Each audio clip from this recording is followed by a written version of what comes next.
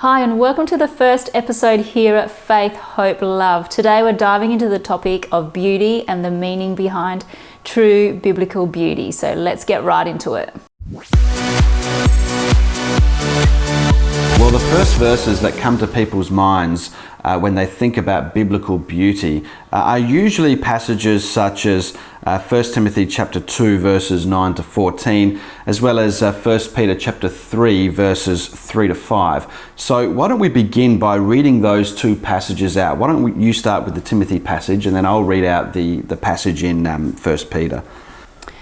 Likewise, I want women to adorn themselves with proper clothing, with modesty and self-restraint, not with braided hair and gold or pearls or costly clothing, but rather by means of good works, as is proper for women professing godliness. A woman must learn in quietness in all submission, but I do not allow a woman to teach or exercise authority over a man, but to remain quiet. For it was Adam who was first formed and then Eve. And it was not Adam who was deceived, but the woman, being deceived, fell into trespass. And then I'll read the passage in 1 Peter chapter 3, verses 3 to 6 actually. It says this: Your adornment must not merely be external, braiding the hair and wearing gold jewellery and putting on garments, but let it be the hidden person of the heart with the incorruptible quality of a lowly and quiet spirit, which is precious in the sight of God. For in this way, in former times, the holy women also who hoped in God used to adorn themselves, being subject to their own husbands, just as Sarah obeyed Abraham, calling him Lord. You have become her children if you do good, not fearing any intimidation. Now, the first point that I think that we need to make clear here is that this passage here, especially this one in Peter, shouldn't be misinterpreted as saying that, we can't wear any gold, we can't wear any jewelry at all, we can't braid our hair or have nice hairstyles, because we both know people in our lives that, they take these passages too strictly, they take it beyond what Peter and Paul intended them to mean, and they dress, really in daggy old dresses, faded dresses down to their ankles. Their hair looks messy. They never wear any makeup. That's not what this is. That's not what this is talking about. We know that, first of all, because when we look at this passage, it says, "Your adornment must not merely be external." This is 1 Peter 3:3, braiding the hair and wearing gold or putting on garments. Now, if this was saying that you can't wear any gold jewelry and you can't braid your hair at all, then you would also have to understand it as saying that you can't put on any garments either. That's right. And we know that women like Rebecca wore silver and gold jewelry. Yeah. I myself have the gold wedding band, and I've inherited my grandmother's gold ring with the pearl. Yeah. So obviously these things are not prohibited. Yeah, that's right. And it's interesting that you bring up Rebecca, because it says here in verse 5, "For in this way, in former times, the holy women also who hoped in God used to adorn themselves." So it's bringing them up as an example. And yes, she was given gold and silver jewelry actually by Abraham's servant. But really it says here, that they were subject to their own husbands, just as Sarah called Abraham Lord. And really the way in which a woman is to adorn herself, and this is what Peter is saying here, is in her quiet submission, that inner person, her quiet submission. And really that's what Abraham's servant saw in Rebecca. When he was saying to God, how will I know the woman? And he says, may it be that when I ask a woman for a drink, that she says yes, and says, I'll draw water for your camels as well. And Rebecca, it's interesting, she called him Lord.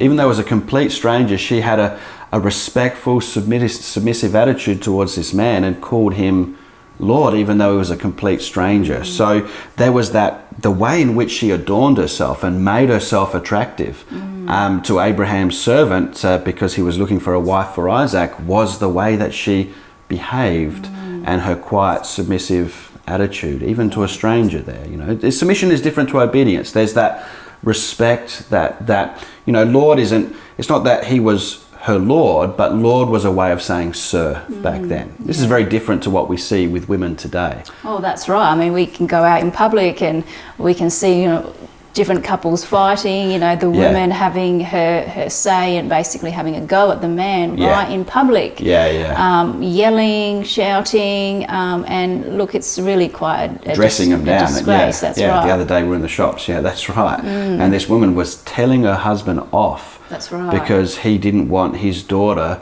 to be dressed in a swimsuit at the beach, and she was telling her husband off for that. I couldn't believe that. Crazy. And then that time in the hardware store Bunnings where that woman was just dressing down her husband. That is ugly in the sight of God. That's incredibly ugly. So the other thing quickly, and I know you wanted to bring up Esther, but just quickly before we do that, this passage in Timothy, if we look back at this passage, it's very interesting because obviously it's almost like, like a sister passage. It's very similar in the way that it's presented. It talks about the same thing, about the way that the woman is to dress and so forth, with self-restraint and so forth. And it says that she's to adorn herself with good works as is proper for woman professing godliness.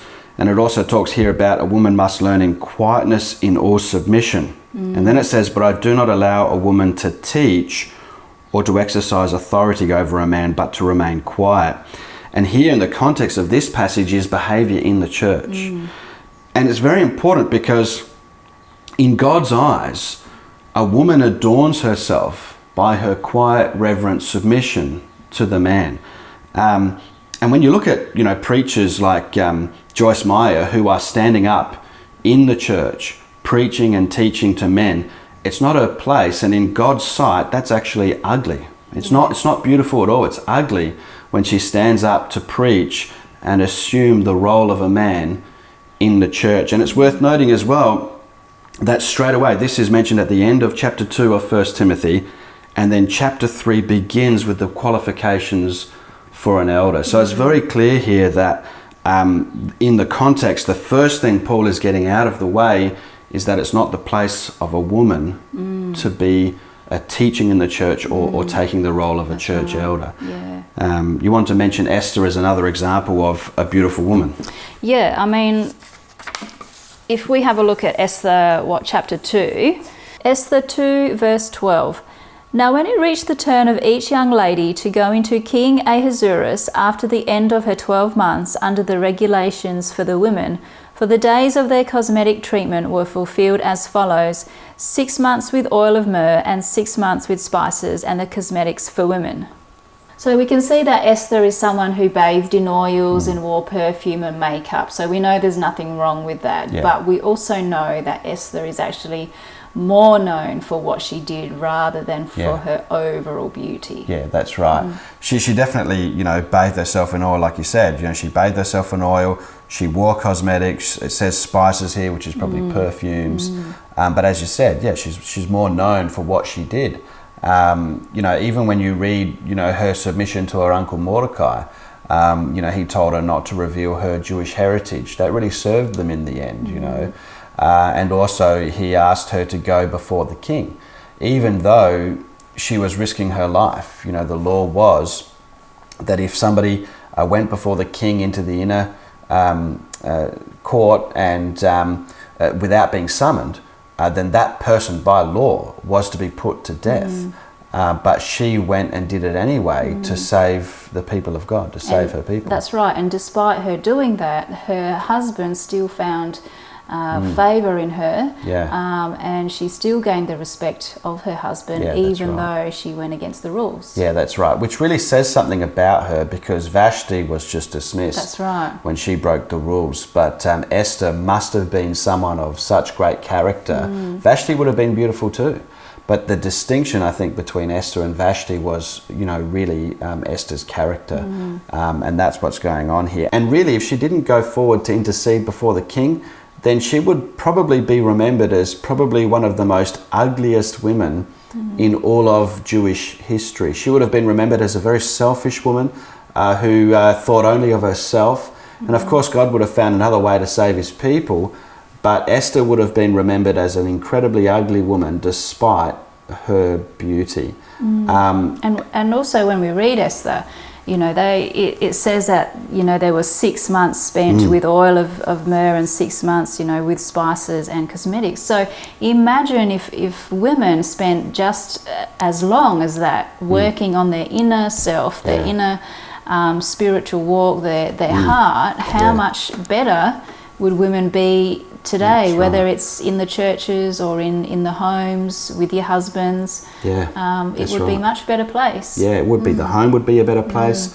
The church would be a better place if women spent as much time on their inner beauty as they did their outer beauty. I think that's a really good way to end this video. So the takeaway from all of this is that you know, women are not to be extravagant in their dress, drawing attention to themselves. I think that's what Peter and Paul are getting at. There's nothing wrong with wearing makeup. There's nothing wrong with making yourself look beautiful. In fact, it's a good thing. But we also see that a woman is to really adorn herself with her good works, as it says in Timothy, and her reverent submission that is mentioned both in the book of 1 Timothy as well as the passage in 1 Peter that we read. That is how a woman is to adorn herself.